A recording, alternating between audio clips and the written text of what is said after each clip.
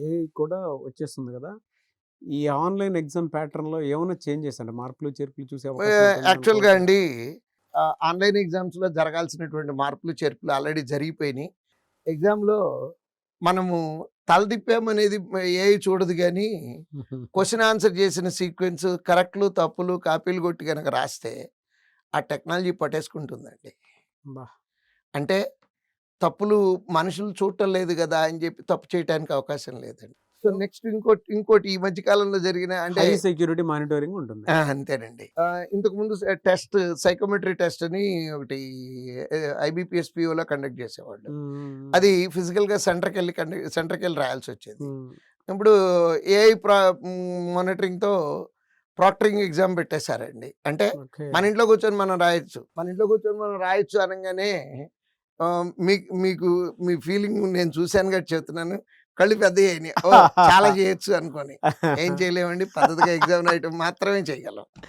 Okay. ఎందుకంటే ఆ technology అన్నారు చూడండి. హ్మ్. టెక్నాలజీ వచ్చేటప్పటికి తప్పులు చేయడానికి అవకాశాలు తగ్గిపోతాయండి. ఏ చిన్న తప్పు చేసినా టెక్నాలజీ పట్టుకుంటుంది మనల్ని. సో, ఆ ఒక్క చేంజే తప్పించి టెక్నాలజీ మూలంగాను, ఏఐ మూలంగాను ఇప్పటికిప్పుడు బ్యాంకింగ్ సెక్టార్ మీదకొచ్చినటువంటి రైల్వే సెక్టార్ ఎందుకంటే ఇయన్నీ సర్వీస్ సెక్టార్‌లండి. హ్మ్. మనుషులు మాత్రమే పని జేయాలి ఈటిల్లో. మిషన్‌లు పనిజేసి చేయలేవండి. మిషన్‌లు చేసే పనులు అతి తక్కువ శాతం ఉన్నాయి ఈటిల్లో. కాబట్టి ఈ ఏఐ యొక్క ఎఫెక్ట్ ఉద్యోగాలు నంబర్లు తగ్గటం మూలనైతే ఎఫెక్ట్ చూపించవండి గ్యారంటీగా. ఓకే. అవకాశాలనేయి పెరుగుతానే upward sloping curve. I'm repeating అలా పైకి వెళ్తూనే ఉంటాయి గానీ, హ్మ్. తగ్గేది కాదండి. ఎందుకంటే, ఏ దేశం ముందుకెళ్ళాలన్నా సరే 2, 3 ఫీల్డ్ బావుండాలండి. ఒకటి ఫైనాన్షియల్‌గా బ్యాంకింగ్ సెక్టార్, నెక్స్ట్‌ది అగ్రికల్చర్ సెక్టార్, హ్మ్. నెక్స్ట్‌ది ట్రాన్స్‌పోర్ట్ అండి.